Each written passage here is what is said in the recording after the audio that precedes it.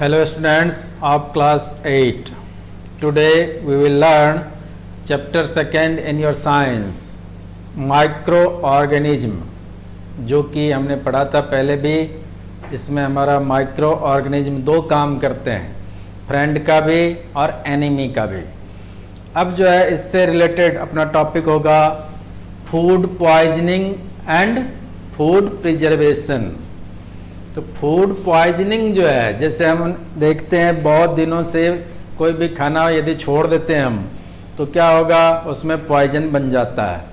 आपने देखा होगा जो मिठाइयाँ वगैरह भी बनती है, यदि हम उसको एक दिन बनाए और 4-5 दिन या 7 दिन तक छोड़ दें और उस मिठाई को यदि खाएंगे तो क्या होगा, फूड पॉइजनिंग बन जाता है।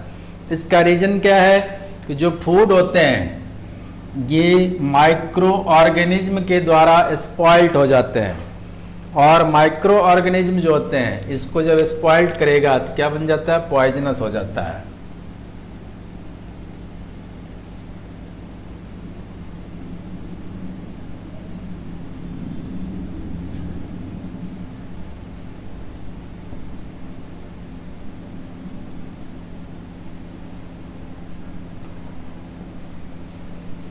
तो माइक्रो ऑर्गेनिज्म क्या करेंगे, इसको स्पॉइल्ड मीन्स क्या होता है, नष्ट कर देना, खराब कर देना।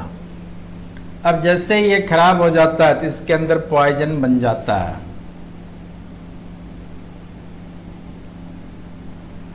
और ये पॉइजन क्या करता है, हमें बीमार कर देता है। ये जो है कभी कभार फूड पॉइजनिंग के कारण बीमारी जो है जब बहुत ज़्यादा हो जाती है तो इसका मतलब क्या है कि उसकी डेथ भी हो सकती है। तो ये हमारा फूड पॉइजनिंग। अब कहा कि जो फूड पॉइजनिंग है इसके कारण से बीमार होते हैं हम, तो इसको प्रिजर्व किया जाए, जो भोजन है उसको कैसे संरक्षित रखा जाए, सुरक्षित रखा जाए, तो इसके लिए फूड प्रिजर्वेशन आता है।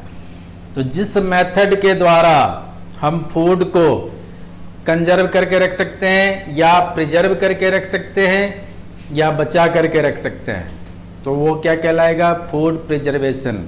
आपने देखा होगा घर में अचार बनाते हैं, तो अचार वगैरह बनाने के लिए उसमें क्या करते हैं, नमक डालते हैं, या फिर जो खाने वाले तेल होते हैं इस तेल को डाला जाता है। ये क्या करते हैं, फूड को प्रिजर्व करने का काम करते हैं। इसके अलावा इसका केमिकल मेथड, केमिकल के द्वारा भी इसको प्रिजर्व किया जा सकता है।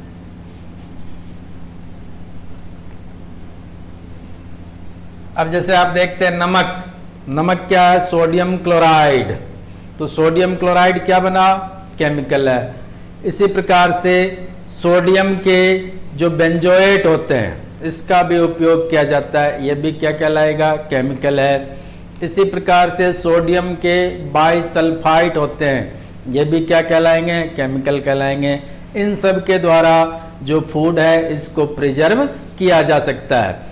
इसी तरह से हम देखते हैं जैसे कॉमन साल्ट है, तो इसका यूज करके आप जो है घर के अंदर अचार बनाते हैं, या दूसरे और भी, जैसे जो कई लोग ऐसे होते हैं मीट मछली खाते हैं, तो मछुआरा होते हैं वो क्या करते हैं, मछलियों को सुखा करके और उसको कई सालों तक रख करके खा सकते हैं। उसके लिए क्या करते हैं, नमक से उसको ढक देते हैं और वो सुरक्षित रहता है। इसी प्रकार शुगर, जो चीनी होती है, शक्कर होता है, इसकी सहायता से भी हम भोजन को सुरक्षित रखते हैं। जैसे मुरब्बा बनाते हैं, जैम्स, जेलीज, स्क्वैशेस, इस सब में चीनी डाल करके और इसको हम रख सकते हैं। जैसे आंवला है या फिर दूसरे फ्रूट्स, जैसे आपने देखा होगा एप्पल, इस सब के भी मुरब्बे बनते हैं, आंवले के बनते हैं, नींबू से भी बना सकते हैं। ये क्या करते हैं, अपने लिए फायदेमंद रहेंगे, लेकिन उसको प्रिजर्व करने के लिए उसमें शुगर डाल दिया जाता है, चीनी डाला जाता है।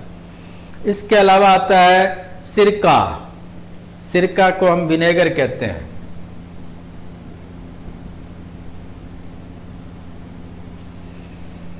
सिरका जो है गन्ने का भी होता है, जामुन का भी बनता है। तो इनका उपयोग करके और हम क्या करेंगे, अपने जो भोजन होता है उसको सुरक्षित रख सकते हैं। तो अचार वगैरह में सिरका मिलाया जाता है ताकि अचार सुरक्षित रह सके। इसके अलावा आप देखेंगे हीट एंड कोल्ड मेथड।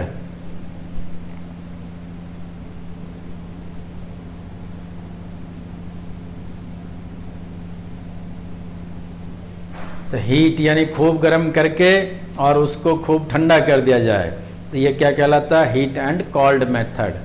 हम जो दूध खरीद के लाते हैं थैली में, जो कि डेयरी से लाते हैं, वो क्या होता है? पास्चुराइज्ड। तो इसमें आप देखेंगे हीट यानी लगभग जो है इसको 70 डिग्री सेल्सियस तक हीट करते हैं।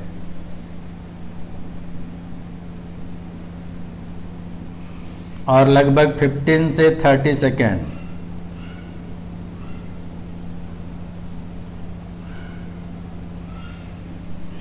तो 15 से 30 सेकेंड तक यदि मिल्क को हम 70 डिग्री सेल्सियस तक गर्म कर दें और फिर अचानक से उसको चिल्ड कर दिया जाए,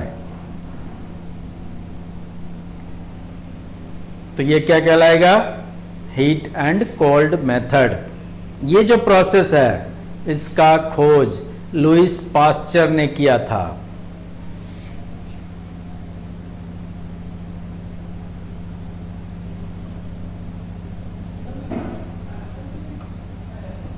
पास्चराइजेशन है और लुईस पास्चर के द्वारा इसको डिस्कवर्ड किया गया है।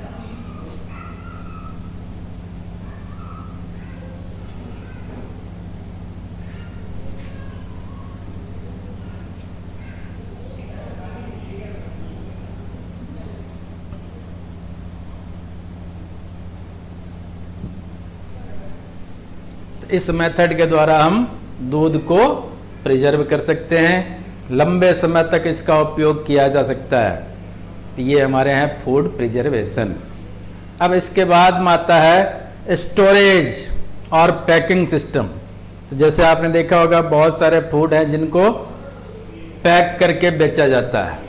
तो ये क्या है? उसके अंदर कुछ गैसेस वगैरह मिला दिए जाते हैं, या एल्युमिनियम का फॉयल वगैरह होता है, उसको उसके द्वारा पैक कर दिया जाता है, और ये कहलाएगा स्टोरेज एंड पैकिंग सिस्टम। और इसके बाद हमारा नेक्स्ट टॉपिक आता है नाइट्रोजन साइकिल।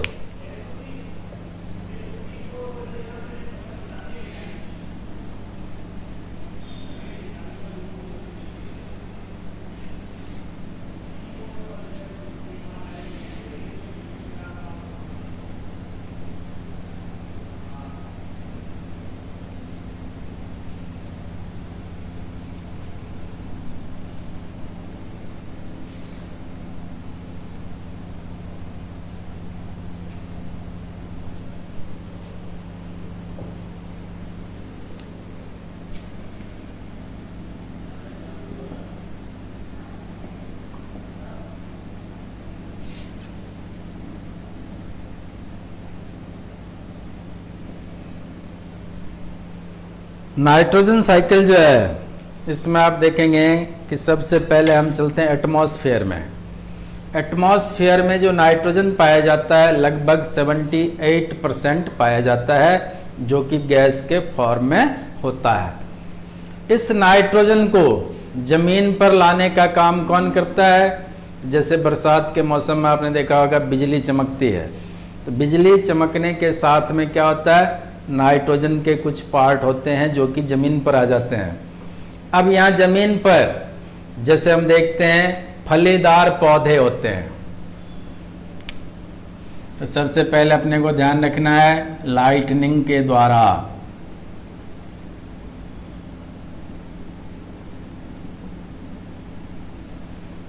नाइट्रोजन आएगा एटमॉस्फेयर से।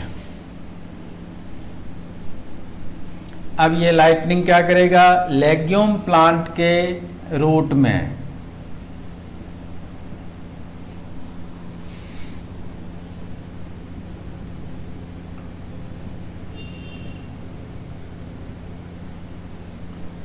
इनमें गांठें बनी होती है जिसको नोड्यूल्स कहते हैं। इस नोड्यूल्स में ये जमा हो जाते हैं। इसके लिए बैक्टीरिया होता है राइजोबियम, और एक होता है ब्लू ग्रीन एल्गी जिसको साइनोबैक्टीरिया भी कहते हैं। इन दोनों की सहायता से जो लेग्यूम प्लांट है इसके अंदर नाइट्रोजन पहुंचता है। तो सबसे पहले जब लाइटनिंग होगी तो लाइटनिंग होने के बाद में जो अपने पास नाइट्रोजन था एटमॉस्फेयर से आकर के जमीन में आया। जमीन में जब आता है तो जमीन के अंदर इसको लेग्यूम प्लांट के रूट होते हैं जो एब्जॉर्ब करते हैं, एब्जॉर्ब करके इसको नोड्यूल में जमा कर लेते हैं। अब जो है जैसे इसको नोड्यूल में जमा कर लिया तो इस पूरे प्लांट के अंदर नाइट्रोजन बन जाता है। और नाइट्रोजन किस रूप में आएगा? प्रोटीन के रूप में। ये प्रोटीन वाला जो प्लांट है इसको कोई भी एनिमल्स या ह्यूमन बीइंग्स जब खाते हैं तो उनके अंदर प्रोटीन की पूर्ति होती है। वापस हम देखते हैं कि जो एनिमल्स है ये इसको जब खाएगा तो खाने के बाद में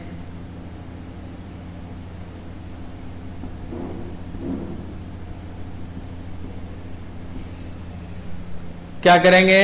वेस्टेस के रूप में नाइट्रोजिनस मटेरियल निकलता है।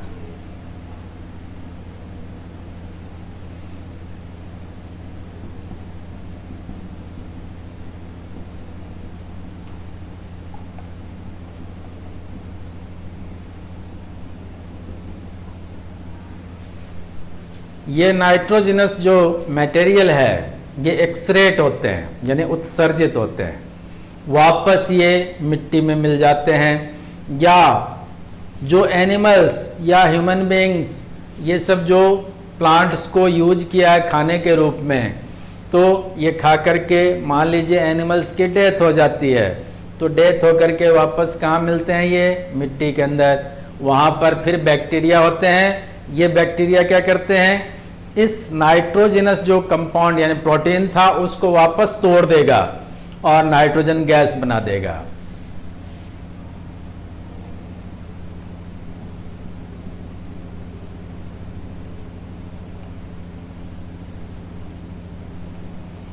ये नाइट्रोजन गैस वापस एटमॉस्फेयर में पहुंच जाता है।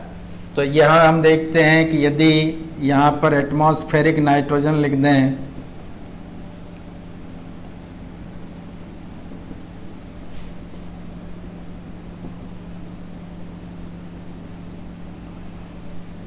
और फिर ये यहाँ आके मिल गया तो एक साइकिल के रूप में बन जाता है, इसलिए इसको नाइट्रोजन साइकिल कहा जाता है। तो इसके साथ ही हमारा सेकेंड चैप्टर जो है एंड होता है। Okay, thank you.